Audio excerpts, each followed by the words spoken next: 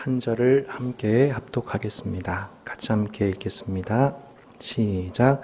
긍휼히 여긴 자는 복이 있나니 그들이 긍휼히 여김을 받을 것이며. 아멘.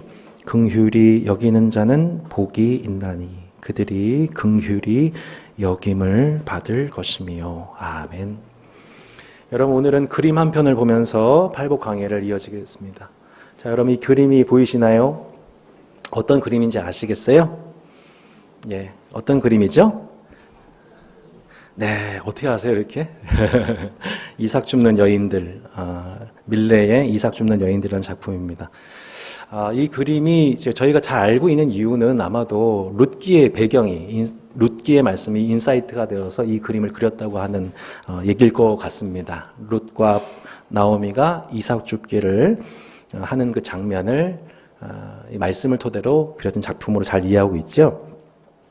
근데 여러분, 이 작품 딱 보신 순간 어떤 느낌이 드세요? 느낌이 어떠세요? 네. 화면 나갔나요? 좀 중지 상태가 됐는데 갑자기 어떤 느낌이 드세요? 전체적으로 그냥 제가 설교 쓴 대로 하겠습니다. 그냥 준비한 멘트대로 목가적이죠. 예, 전원적이고, 예, 나도 귀농하고 싶고, 네, 예, 또 따스한 느낌을 참 주는 작품입니다. 그래서 저는 딱 이 작품 처음 봤었을 때에 무슨 생각 들었냐면, 야, 저렇게 나도 따뜻한 햇살 속에서 한가롭게 이삭을 주우면서 행복한 일상을 보내고 싶으면 참 좋겠다. 나도 뭐 이런 느낌이었습니다. 근데 이 작품에는 반전이 있습니다. 이를 보기가 좀 쉽지가 않은데요. 조금 더 클로즈업해서 보면 허리를 굽히고 있는 두 여인들이 땅에서 주워갈 만한 이삭이 많나요? 적나요? 예, 이삭이 별로 없지요. 줄 만한 게. 그리고 맨 오른쪽에 이제 여인이 어때 보이십니까? 무릎을 이렇게 잡고 있는데 무릎을 제대로 굽히지를 못해서 더 이상 이제 이삭 줍기를 못하고 있는 모습입니다. 반면에 또 그림의 그 뒤편, 먼 쪽 뒤편은 이게 가까이 보지 않으면은 잘 못 보게 되는데요. 뭐가 보이냐면 마차 위에 수북하게 곡물들이 쌓여져 있죠. 그리고 그것을 옆에서 많은 여인들이 바삐 실어 나르고 있습니다. 그리고 이제 맨 끝에 누가 있냐면은 이제 말 위에 군인이 이렇게 그걸 감독하고 있는 듯한 모습을 보게 됩니다. 이거를 이제 19세기 프랑스의 화가 밀레가 그린 건데요. 이 밀레라고 한 사람이 실제적으로 화가로서 밥 한 끼 해결하기 어려울 정도의 가난함을 겪은 사람이라고 하죠. 그 유명한 후세에 엄청나게 유명한 그림을 쏟아낸 사람인데 그림을 역작을 쏟아내도 밥 한 끼를 해결하기 힘들었대요. 그러면서 이제 동시대의 시민들이 겪고 있는 아픔을 표현한 겁니다. 그리고 이 작품을 통해서 우리의 근시안, 사람과 현상을 단순하게 파악한 나머지 좀 더 정확한 상황의 본질을 이해하지 못하는 우리의 모습을 드러낸 작품, 이게 이삭 줍는 여인들이랍니다. 오늘 본문이 우리에게 말씀합니다. 긍휼히 여긴 자는 복이 있나니 그들이 긍휼히 여김을 받을 것이며. 자, 오늘은 또 팔복을 또 다시 듣는데요. 한글 성경 특성상 오늘은 또 이 말씀을 딱 듣는 순간 바로 우리의 육체와 우리 안에 심겨져 있는 자기 의는 바로 쉽게 해석을 하게 됩니다. 그렇지, 긍휼히 여긴 자가 복이 있지. 이런 사람은 긍휼히 여김 받게 되겠지. 그러니까 결국 우리가 하나님께 긍휼을 받는 것은 신자 개개인의 노력에 달려 있으니 그래, 오늘 한번 다운 모임 통해 적용해보자. 열심히 구제하자. 옆에 있는 사람 불쌍히 여기자. 사랑하자. 이렇게 대번 해석하기 쉽습니다. 잘 생각해 볼 필요가 있습니다. 자, 먼저 긍휼이라는 단어부터 생각해 봐야 됩니다. 헬라어로 엘레오스라는 단어입니다. 구약에서는 헤세드 혹은 라함이라고 하는 단어가 이 긍휼이라는 단어로 많이 쓰여지게 됐어요. 구약에 보면은 이 단어를 슬픔, 애통, 은혜, 자비 이렇게 번역한다고 해요. 그러니까 한마디로 이 모든 단어들을 이렇게 요약을 해보면 긍휼이 뭐냐? 자신과 이웃이 처한 현실을 직시하고 그 이웃의 슬픔을 애통해하면서 은혜와 자비의 필요성을 공감하는 것. 그러니까 동정과는 약간 다르죠. 동정은 그냥 불쌍한 거예요. 근데 이건 불쌍한 것을 넘어서 지금 무언가 또 다른 외부의 어떤 은혜의 개입이 없이는 안 되겠구나. 단순히 그 애통함을 느끼는 것이 아니라 뭔가 또 다른 외부의 어떤 개입 통해서 이것을 문제를 해결해 주지 않으면 안 되겠구나라고 하는 그것을 성경이 뭐라고 하면 긍휼이라고 합니다. 제가 2주 전 팔복 강해를 했었을 때 바로 앞구절 의에 줄이고 목마른 자는 복이 있나니 그들이 배부를 것이며 이 말씀을 강해를 하고 다운별로 말씀을 아마 묵상을 하셨던 것 같아요. 그때 한 집사님이 저한테 매우 의미심장한 카톡을 남겨주셨습니다. 하나님의 의에 대한 이제 피드백이었어요. 그 전까지는 믿음이라는 것은 내가 시험 공부를 열심히 해서 성적이 오르는 것으로 생각을 했는데 믿음이라는 게 그런 게 아니라는 거예요. 믿음이라는 거는 그 믿음이 신자를 그렇게 만들어가는 것을 의미한다는 거예요. 믿음이 신자를 이끌어가는 거예요. 우리가 보이지 않는 어떤 강력한 자석 같은 게 내 안에 들어와서 그 자석이 나를 끌고 가는 거예요. 우리는 이것을 복음이라고 그랬죠. 하나님의 의. 복음에는 하나님의 의가 나타나서 우리가 믿는 복음으로 말미암아 하나님의 의가 우리 안에 심겨진 그 신자는 법정에서만 의롭다 여김 받는 것이 아니라 일상의 모든 관계 속에서 그 강력한 자석에 해당되는 하나님의 의가 신자를 주장하기 시작하는 거죠. 그래서 그 하나님의 의로 말미암아 우리의 삶이 끌려가는 삶, 이걸 이제 믿음이라고 하는 거죠. 팔복을 우리가 해석해 가는 데 있어서 마찬가지로 심령이 가난한 자의 복이라고 하는 것도 마찬가지로 그 하나님의 의에 해당되는 것입니다. 긍휼히 여긴 자라는 말씀을 딱 듣는 순간 우리는 이런 식으로 손쉽게 해석합니다. 나도 누군가 불쌍히 여기는 사람이 있어. 나도 불쌍한 사람 보면 마음속에 동정이 생겨. 그리고 그 사람을 적극적으로 후원하고 구제하고 있어. 나는 참 괜찮은 사람이야. 이런 식으로. 엄밀히 말해 이러한 동정심과 구제는 실상 기독인이 아니어도 타 종교인이나 종교가 없는 무신론자들도 스스로 양심에서 느끼고 감당하는 일이 맞지요. 그러니까 성경이 말하는 긍휼이라고 하는 것은 세상의 기준에 따라서 해석된 단어가 아니라는 것을 생각해야 됩니다. 복음서를 보면 그 누구보다도 많이 구제하고 선행에 참여했던 사람들이 바로 바리새인들이었습니다. 그러나 이들은 그 누구보다 예수님의 많은 저주를 받는 사람들이었습니다. 화했을진저. 여러분, 이들이 성전에 나와서 하나님 앞에서 어떠한 기도를 들었습니까? 누가복음 18장 말씀입니다. 두 사람이 기도하러 성전에 올라가니 하나는 바리새인이요 하나는 세리라. 바리새인은 서서 따로 기도하여 이르되 하나님이여 나는 다른 사람들 곧 토색, 불의, 간음을 하는 자들과 같지 아니하고 이 세리와도 같지 아니함을 감사하나이다. 나는 일에 2번씩 금식하고 또 소득의 11조를 드리나이다 하고 모든 사람이 들을 수 있는 언어로 얘기했습니다. 모든 사람이 주목받는 장소에서 선언을 합니다. 여러분 도대체 이 바리새인 정체는 무엇입니까? 이 바리새인은 무엇을 지금 섬기고 있는 것입니까? 성전에 나와서 기도하고 하나님의 이름을 부르면 그는 하나님을 예배하고 있는 신자입니까? 아닙니다. 지금 바리새인은 하나님이 아닌 자기 자신을 예배하고 있는 겁니다. 하나님을 예배하는 듯 실제로 섬기고 있는 예배 대상은 자기 자신이었던 겁니다. 그러니까 자기 자신을 높이기 위해서 자신을 높이는 여러 가지 것들을 동원하는데 첫 번째 다른 사람들보다 우월하다고 판단하는 자신의 도덕성을 높이고 있습니다. 자신보다 다른 사람에 비해서 훨씬 더 종교적 열심이 강하다는 것을 높이고 있습니다. 사람들이 많이 보이는 장소에서 자신을 드러내고 있습니다. 금식과 구제, 헌금 등의 내역들을 자랑하고 있습니다. 그래서 누가는 비유의 목적을 분명하게 기록했습니다. 누가복음 18장 9절입니다. 또 자기를 의롭다고 믿고 다른 사람을 멸시하는 자들에게 이 비유로 말씀하시되.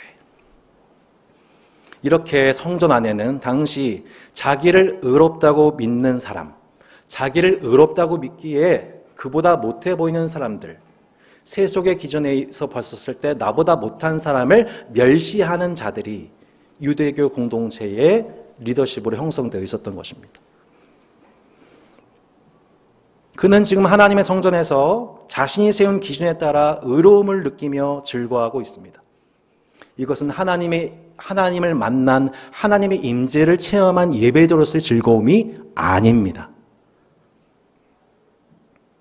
자기 자신으로 인한 자기 의를 섬김으로 말하며 그것에서 만족하여 즐거워하고 있는 것입니다.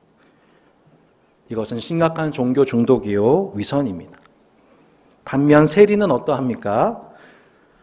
세리는 멀리 서서 감히 눈을 들어 하늘을 쳐다보지도 못하고 다만 가슴을 치며 이르되 하나님이여 불쌍히 여기소서 나는 죄인이로소이다 하였느니라. 성전에 계시는 하나님을 제대로 마주하고 느끼고 있는 사람들, 진짜 하나님의 임재를 경험하고 실제로 그 임재를 느끼고 그것에 합당하게 반응하고 있는 사람은 여러분 누구입니까? 바로 세리였던 겁니다. 거룩하신 하나님의 심판이 두려워서 그 임재를 느낀 순간 너무너무 두려워서 감히 그 존재와 위험 앞에 설 수 없는 존재, 곧 죄인임을 고백하지 않을 수 없는, 마치 이사야가 천상에서 예배를 받으시는 하나님의 영광을 보자마자 나는 입술이 부정한 사람입니다. 난 입술이 부정한 사람입니다. 고백했던 것처럼 우리가 진짜 하나님 만나게 되면 그 거룩하신 하나님을 우리가 감당할 수가 없습니다. 하나님 앞에서 인간은 자기 자신의 어떠함으로도 인정받을 수 없습니다. 그것이 지위든 학벌이든 명예든 외모든 지식이든 이런 것에 따라 하나님께서 그 사람을 의롭다 여기거나 더 나은 사람이라고 칭하는 경우를 본 적이 없습니다. 자기 자신이 의롭다고 굳게 믿고 있고 자신의 행위들을 자랑하고 있으나 실상 예수님께서는 그 높아진 자를 가장 낮추신다고 말씀하십니다. 오죽하면 이러한 인간이 갖고 있는 자기 의를 섬기는 종교적 열심이 얼마나 끔찍한 위선을 낳는지 고린도전서 13장 3절에서 이렇게 말씀합니다. 내가 내게 있는 모든 것으로 구제하고 또 내 몸을 불사르게 내줄지라도 사랑이 없으면 내게 아무 유익이 없느니라. 당시 바리새인들 중에서는 자신의 가산을 다 팔아서 자신의 소유를 다 팔아서 구제하는 이들이 적지 않았습니다. 자신은 월세로 사는데 수백억의 돈을 헌금하는 그런 분들을 보면 여러분 우리는 감탄이 나오죠. 어떻게 저런 삶을 살 수 있을까? 저는 그분들을 지금 비난하는 것이 아닙니다. 이렇게 바리새인들 중에서 그렇게 헌신적인 구제에 앞장섰던 사람들이 많았던 겁니다. 자신의 몸을 불살하게 내준다. 순교를 의미합니다. 이렇게 극단적인 구제와 심지어 순교조차도 그 동기가 하나님을 경외하는 것과 혹은 이웃에 대한 긍휼, 저 사람 정말 딱하다, 내가 뭔가 이것은 외부적인 개입이 필요하다라고 하는 어떤 그런 긍휼이 아닌 자기 영광을 섬기는 자기 숭배일 수 있다는 것을 말씀하고 있는 겁니다. 저 사람 참 대단한 사람이야. 그렇게 많이 구제했대. 저 사람 참 긍휼이 많은 사람이야.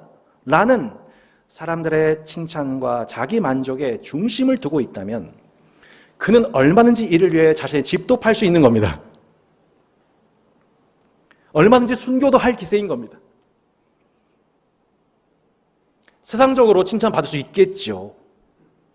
하지만 하나님이 그 행위를 보고서 칭찬하시고 받으시는 예배와 순종이냐? 그렇지 않다는 겁니다. 그렇다면 여러분 성경에 말하는 긍휼이 무엇입니까? 긍휼이 여긴 자의 복이 도대체 무슨 말입니까? 시편 103편 8절로 14절 말씀입니다. 여호와는 긍휼이 많으시고 은혜로우시며 노하기를 더디하시고 인자하심이 풍부하시도다. 자주 경책하지 아니하시며 너를 영원히 품지 아니하시로다. 우리의 죄를 따라 우리를 처벌하지는 아니하시며 우리의 죄악을 따라 우리에게 그대로 갚지는 아니하셨으니 이는 하늘이 땅에서 높음같이 그를 경외한 자에게 그 인자하심이 크심이로다. 동이 서에서 먼 것 같이 우리의 죄가를 우리에게서 멀리 옮기셨으며 아버지가 자식을 긍휼히 여긴같이 여호와께서는 자기를 경외한 자를 긍휼히 여기시나니 이는 그가 우리의 체질을 아시며 우리가 단지 먼지뿐임을 기억하심이로다. 아멘. 여호와는 긍휼이 많으시고 은혜롭고 노하기를 더디하시며 인자하심이 풍부하도다. 아버지가 자식을 긍휼히 여긴 같이 여호와께서는 자기를 경외한 자를 긍휼히 여기시나니. 여기서 이 긍휼, 이 라함이라는 단어가 나오는데 이 라함이라는 단어가 놀랍게도요. 어떤 뜻이냐? 엄마의 자궁이라는 뜻이에요. 엄마의 자궁. 여러분, 엄마는 10개월 동안 자녀의 생명을 품고 자신의 생명 중 가장 소중한 영양분을 공급하면서 그 태아의 건강과 존재를 위해 모든 것을 절제하죠. 그렇게 태아를 10개월 동안 성장시킨다. 그 엄마의 자궁에서. 그리고 해산과 혹은 제왕절개의 고통을 통해서 출산해서 얻은 자녀는 단순한 육체의 분리가 이루어졌을 뿐 어디까지나 엄마와 그 태아는 한 몸입니다. 맞나요, 어머님? 성장의 과정 중 자녀가 겪는 어려움을 지켜보는 엄마의 마음이라는 것은 상상을 초월합니다. 저는 가끔씩 제가 사랑하는 자녀들 이 3명, 하민, 하율, 하라가 이문영 사람의 옆에 모여있는 그 모습, 그들 안에 느껴진 일체감을 볼 때 묘한 소외감을 느낍니다. 난 저들과 약간, 그러니까 가족이긴 한데 뭔가 다르다. 뭔가 소외되고 뭔가 그 일체감. 하민, 하율, 하라도 날 사랑하지만 결정적 순간, 모든 순간 결국 엄마일 수밖에 없는 이런 거구나 하는 그것. 제가 처음 신학대학원에 입학을 2007년도, 2006년도 그때 이제 했는데요. 그때 용인 옆에 양지의 신대원 기숙사에 들어간 날이었어요. 아버지 어머니 극구 반대하신 그 신대원 드디어 들어간 날입니다. 이제 또 아버지 어머니는 싫지만 또 자녀가 들어간다고 하니 본인들이 차를 해서 저를 데려다 주시고 캐리어에 딱 담아서 하셨죠. 근데 그날 어머니가 좀 총신 신대원 측에 너무 죄송합니다만 당시 그 기숙사가 너무 구식이어서 닭장이라고 비유가 됐었습니다. 4명이 한 방을 이뤄서 들어가는 시설의 열악함. 근데 이제 자신의 자녀가 진짜 목회자의 길을 걸어간다고 생각하니까 어머니가 돌아가신 후에 저는 이제 거기서 어학연수 기간을 밟았지만 어머니가 밤잠을 설치기 시작하시고 밤새 울기 시작하셨다는 겁니다. 전 나중에 이제 몇 주 뒤에 알게 됐는데 제가 전해 들으니 어머니가 결국 우울 증세를 앓기 시작하신 겁니다. 13년이 흘러 교회 개척을 결심했습니다. 교회 개척을 결심하고 한 이후로 저희 어머니는 현재 본인이 받으신 다 알지 못하는 스트레스와 불안과 두려움으로 인해 백혈구 수치가 조절되지 않는 희귀병을 얻으셨습니다.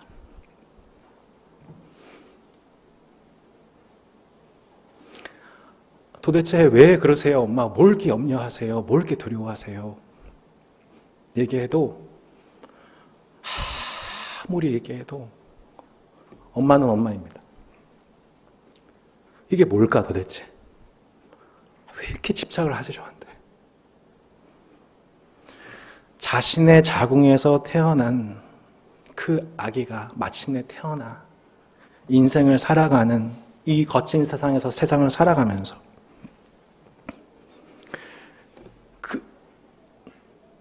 자녀는 잊었을지 모를지라도 엄마는 잊을 수 없는 그 일체감 속에 자녀가 겪는 모든 감정 그 이상을 받아내면서 한평생 그 일체감 속에 살아갈 수밖에 없는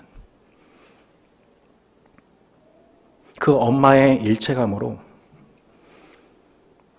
그 긍휼로, 그 자궁에서부터 시작된 그 엄마의 긍휼로 하나님이 자녀된 우리를 긍휼히 여기신대요.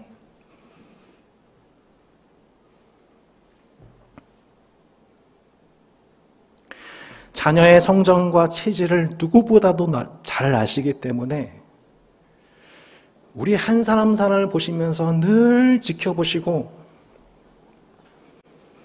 그가 무사하고 그가 성장하고 그가 온전해지기를 바라보며 지켜보는 엄마의 긍휼로서 하나님이 자녀된 우리 한 사람 사람을 긍휼히 여기신대요. 그래서 한 신학자는 이러한 하나님 지니신 그 본질적인 성품, 긍휼의 성품을 묵상하다가 하나님을 엄마라고 부르고 싶었대요.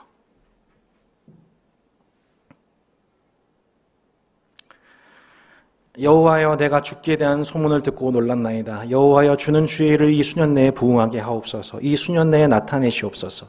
뭐라고 나와 있나요? 진노 중에라도 긍휼을 잊지 마옵소서. 하나님과 우리의 관계 속에서 동전의 양면과도 같은 부분이, 아버지신 하나님은 우리를 사랑하십니다. 우리를 지으신 분이십니다. 하지만 창조주요 심판주이신 하나님 앞에서 우리는 마땅히 범죄한 중범죄자들입니다. 창조주 하나님 앞에 피조물로서 범한 모든 죄에 대해서 우리 하나님은 엄밀히 감찰하고 분노하십니다. 만일 지금 나 자신에 대해서 하나님이 느끼고 판단하신 그 모든 죄목 하나하나에 대해서 주님이 열거하시고 하나님 바로 즉결로 심판하신다면 지구상의 인간 중에 그 거룩하신 하나님 앞에 그것을 감당할 수 있는 사람은 단연코 한 명도 없습니다. 아버지이시나 세상의 주관자이신 하나님 앞에서 인간이 필요로 하는 것은 그분의 단순한 동정이 아니라 그분의 깊은, 우리를 태동하신 하나님의 깊은 자궁에서 우러나오는 총체적인 신적인 감정, 긍휼인 겁니다.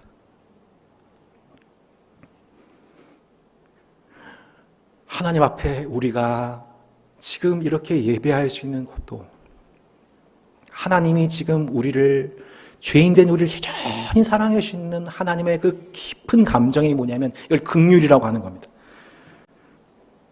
하나님이 진노 중에서 긍휼을 잊지 않으시는 겁니다. 본인의 자궁에서 나온 자녀를 사랑하는 엄마처럼 하나님께서는 당신의 자궁, 곧 예수 그리스도의 십자가라는 자궁에서 우리를 낳으신 겁니다. 태어난 아기가 성장하는 모든 순간 속에서 자신이 엄마로서 베풀 수 있는 모든 은혜를 다 쏟아부어서 그 존재를 존재되게 하는 그 모든 일에 헌신합니다. 제가 좋아하는 드라마 낭만닥터 김사부에 이런 명언이 나옵니다. 포기하는 순간 핑계거리를 찾게 되고 할 수 있다고 생각하는 순간 방법을 찾는다. 네. 하나님은 인간을 향한 당신의 언약과 사랑을 지키시는 일에 역사상 단 한 번도 난 이것 때문에 인간을 사랑할 수 없어 라고 말씀하신 적이 단 한 번도 없습니다.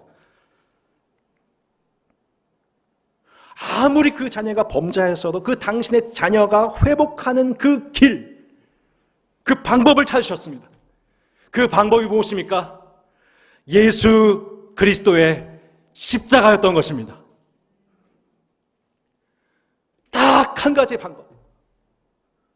스스로 죄인된 인간을 대신하여 하나님의 모든 진노를 받으면서도 동시에 진노 중에서도 인간을 향한 긍휼을, 그 깊은 곳에 있는 그 자궁적인 그 사랑을 뗄 수 없는, 버릴 수 없는, 그것이 없이는 하나님이라고 말할 수 없는 그분의 그 순전한 사랑을 완전하게 나타나신 그 예수 그리스도의 방법으로, 그 예술 때 그 방법으로 우리가 지금 구원을 얻게 되었고 그 방법으로 인류는 구원을 얻게 되는 것입니다.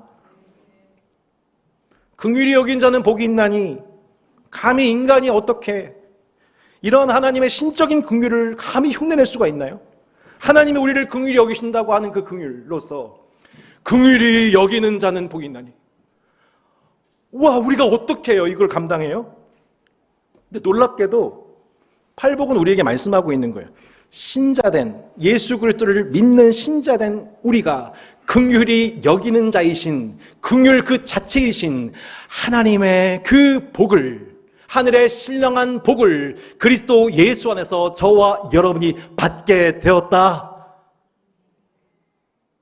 신자 개개인이 지니고 있는 체질과 연약함에도 불구하고 그 죄인된 인간을 긍휼히 여기시는 하나님의 그 복을 받은 자들이 마치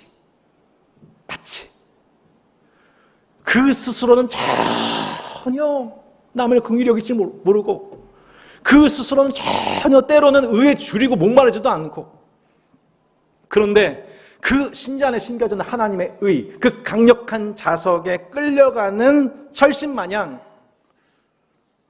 하나님이 인간을 긍휼히 여기듯 나도 그 긍휼을 받은 자로, 그 긍휼을 아는 자로, 심지어 긍휼을 행하는 자로 그 복을 단순한 동정이 아닌 그 하나님의 긍휼을 행하는 자로서 저와 여러분에게 그 긍휼의 사람으로 우리를 구원하셨다는 것입니다.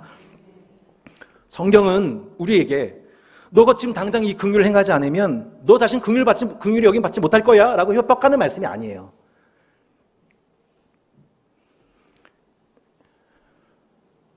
이게 지금 전평생에 걸쳐 그 신자는 나타난다는 겁니다.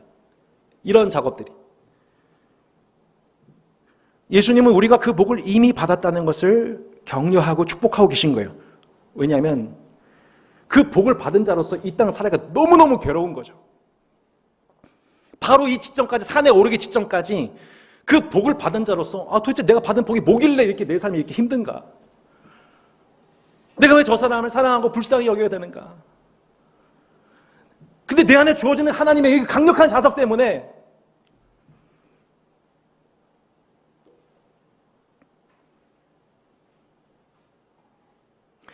그 복으로 인해 살아가다가 받은 상처와 아픔을 겪고 눈물을 흘리며 산에 올라간 제자들을 보면서 예수님이 너희들 그 복을 받아서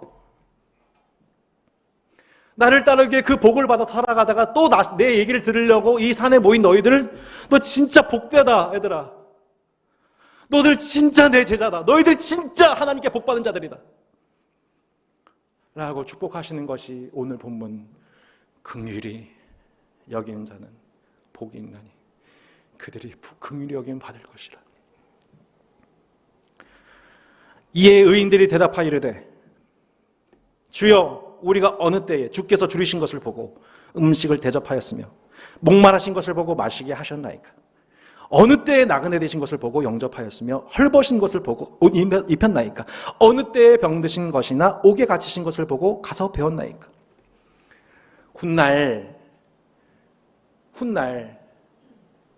우리에게 다가올 긍휼과 심판의 그 보좌 앞에 선 의인과 악인들이 서게 된 그날에 의인들이 너희들은 복받은 자들이다, 하나님 나라를 유업으로 받을 자들이라고 축복하시는 그 주님의 칭찬과 축복을 받으면서 주님의 그 칭찬하신 내용을 들었을 때의 의인들의 반응이 뭐예요? 제가 언제요? 제가 언제 주님을 그렇게 섬겼어요? 무슨 말입니까? 긍휼히 여기는 자의 복을 받은 자들로서 형제를 긍휼히 여기는 자의 그 복이 신자의 내적 외적 삶에 내면화되고 생활화되어 의의 열매를 맺은 일이 한창 진행이 된 그 의인들이 그것이 너무 내면화되고 생활화된 나머지 자기가 행하는 그 모든 일들이 형제에 대한 긍휼을 행한 일이며 주님의 의를 이룬 일이라는 것을 본인도 모르는 가운데에 열매가 곳곳에 맺혀지고 있는데 정작 본인은 그걸 모른다고. 제가 언제 그랬어요? 제가 언제 그렇게 주님 섬겼다고요? 자신의 의는 요만큼도 없이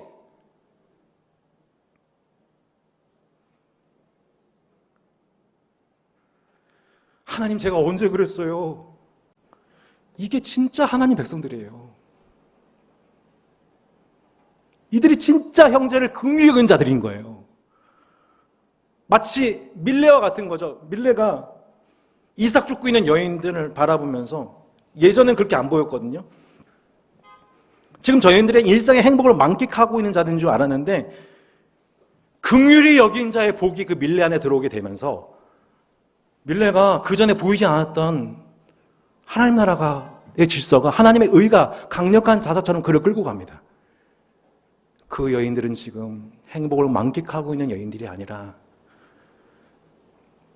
사람들이 다 수확해간 나머지 얼마 남지 않은 이삭 몇 잎을 죽고자 하며, 심지어는 자신의 무릎이 아파서 무릎조차 굽히지 못해 그것을 얻지 못하고 있는 여인들로서, 당장 자신의 노동에는 대가로서 오늘 저녁에 해 먹일 음식이 없어 안타까고 있는 여인들인데, 안타깝게도 수많은 이것을 저들의 노동을 착취한 이들에 의해서 저들은 저들의 일상의 분복을 누리지 못하고 있음을 보게 된, 긍휼히 여긴 자의 복이 밀레 안에 들어오게 되었을 때, 그는 마침내 단순하게 상황과 현상을 해석하던 그 세속의 눈에서 벗어나 이 세상을 긍휼히 여기시는 하나님의 눈으로 옆에 있는 형제와 이웃을 긍휼히 여긴 자가 되었던 것입니다. 그게 저와 여러분이 예수님을 통해 받은 복입니다. 긍휼히 여긴 자의 복. 밀레에게 찾아온 이 회심과 같이 따스한 교회 안에 이러한 긍휼히 여기는 자의 복을 이미 받은 자는 그 복을 더 누리시기를 바라오며, 그 복을 알지 못한 채 단순한 동정과 구제로 만족하고 있는 자기의 의로 살아가고 있는 자들은 예수 그리스도의 하나님의 의를 만나 회개하고 예수 그리스도를 통한 하나님의 의를 선물로 받아 그 삶이 총체적으로 회개하고 열매 맺는 역사가 다시 한번 일어나게 되기를 예수님의 이름으로 축복합니다. 언젠가 하나님의 심판대 앞에서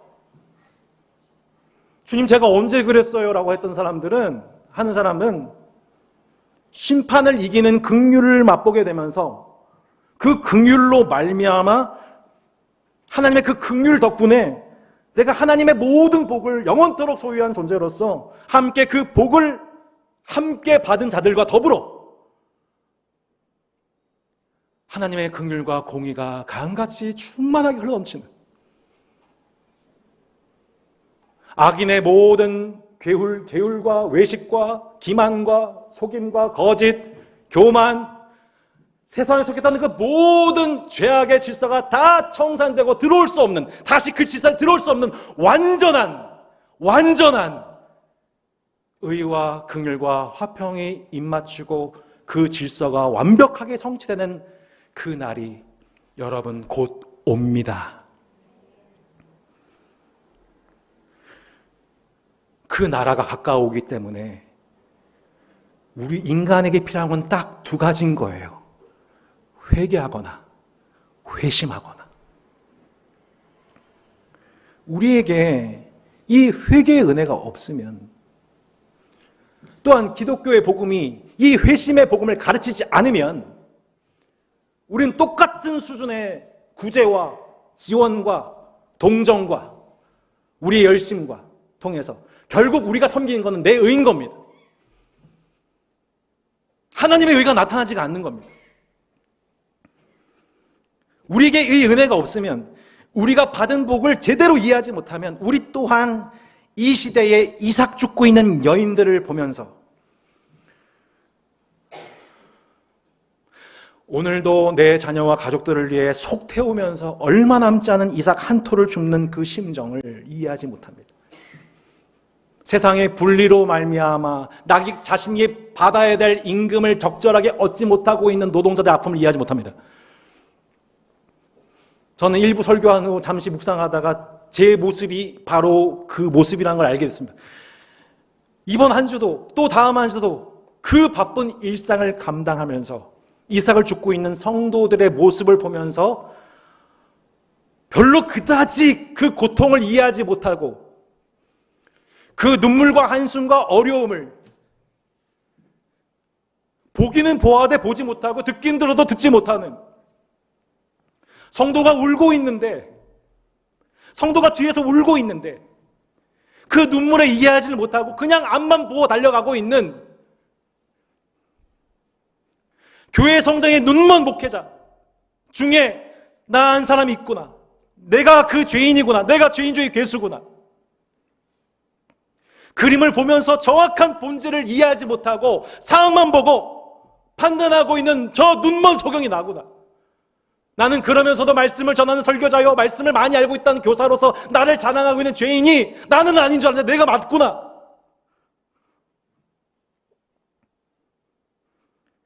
그렇게 눈먼 교회, 눈먼 목회자로 인해 성도들은 아픔을 당하며 가난한 성도들이 속출하고 대한민국 헌정상 가장 끔찍한 심적인, 물리적인, 구조적인 아픔을 겪고 있는 청년 세대에, 이삭 죽고 있는 청년 세대의 그 모습 보면서 아프니까 청춘이다. 우리 땐 더했다.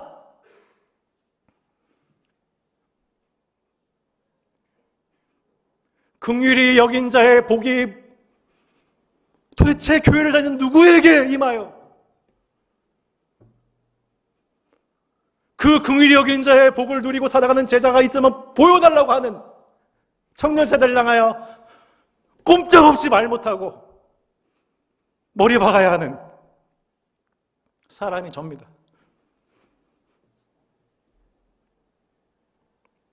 그들도 대답하여 이르되 주여 우리가 어느 때에 주께서 줄이신 것이나 목마르신 것이나 나그네 되신 것이나 헐벗은 것이나 병드신 것이나 옥에 갇히신 것을 보고 공양하지 아니하더이까. 악인들은 뭐라고 얘기합니까? 우리가 언제 안 그랬어요? 우리가 언제 안 했어요? 이게 악인의 언어입니다. 뭐라고요? 의인들은 뭐라고 한다고요? 저희가 언제 그랬어요? 근데 악인들은 뭐라고 그래요, 여러분? 우리가 언제 안 했어요? 하긴 했지요. 하긴 했지요. 자기 의를 섬기게 했죠. 하나님의 의를 드러내지 못했죠. 하나님의 의에 전 인격이 설복되어 그 의를 만족시키게 한 게 아니었던 거죠. 우리 구제도 하고 기도도 하고 금식도 하고 순교도 했어요. 우리가 언제 안 했어요? 라고 얘기하는 게 악인들이라는 거예요. 안타깝게도 그것은 긍휼히 여긴 자의 모습이 아니었습니다. 그래서 임금이 이렇게 얘기합니다. 이에 임금이 대답하여 이르시되 내가 진실로 너에게 이르노니 이 지극히 작은 자 하나에게 하지 아니한 것이 곧 내게 하지 아니한 것이니라 하시리니 그들은 영벌에 의인들은 영생에 들어가리라 하시니라. 누군가를 불쌍히 여기고 구제하고 금식하고 기도했지만 그들은 임금 앞에서 그 나라의 왕 앞에서 결정적인 중범죄를 범합니다. 지극히 작은 자 하나는 제외했습니다. 지극히 작은 자 하나에게 하지 아니한 것, 곧 내게 하지 않은 것이다. 자기가 구제하고 기도하고 금식하고 있기 때문에 나는 의롭다고 생각했지만 실제적으로는 그 마음속에 외모로 판단하여서 그 대상으로, 긍휼의 대상으로 바라보지 않고 바라보지 않았던 그 죄, 그것은 결코 하나님의 의를 닮은 의가 아니었던 거죠. 악인들이 평생 섬기며 살아가는 것은 하나님의 의가 아니라 자신이 세운 의의 기준이었고 그 기준에 따라 긍휼히 여길 자와 그렇지 않을 자를 구분했던 겁니다. 결국 자신이 하나님 행세를 한 거죠. 결국 그와 같이 본인 삶에 하나님 행세했던 사람들끼리 다 같이 모여서 집단 굴락을 이루며 살아가는 곳이 지옥인 겁니다. 영원한 벌이죠.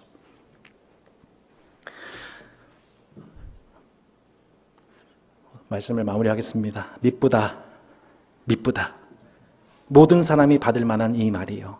그리스도 예수께서 죄인을 구원하시려고 세상에 임하셨다 하였도다. 내가 죄인 중에 괴순이라. 그러나 내가 긍휼을 입은 까닭은 예수 그리스도께서 내게 먼저 일체 오래 참으심을 보이사 후에 주를 믿어 영생 얻는 자들에게 본이 되게 하려 하심이라. 성도 여러분, 마지막 메시지입니다. 이것을 잊으시면 안 됩니다. 하나님 앞에 내가 죄인 중에 괴수인 거 맞나요?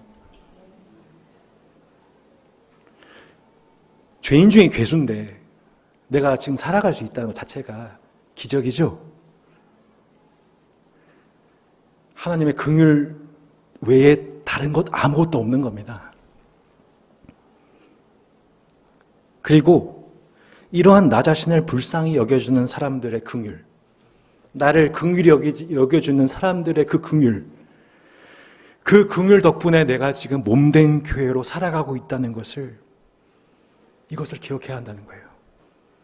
이것을 기억한다는 게 무슨 뜻이냐면, 오늘 이 말씀을 듣자마자 거울로 자신의 생긴 얼굴을 보는 사람과도 같이 그 거울로 제 자신의 모습을 보고 가서 그 모습이 또 어땠는지를 또 잊어버려요. 이해가 되시나요? 지금 봤잖아요. 내 모습을 봤는데 이 모습을 거울로 나를 봤어요. 근데 또 어디 가가지고 또 그 거울로 본 모습을 또 까먹어. 내가 죄인 중에 괴수라고 고백해놓고서 또 어디 가서는 또 자기 의를 또 내세우고 자기를 의롭다고 믿고 사람들 멸시하고.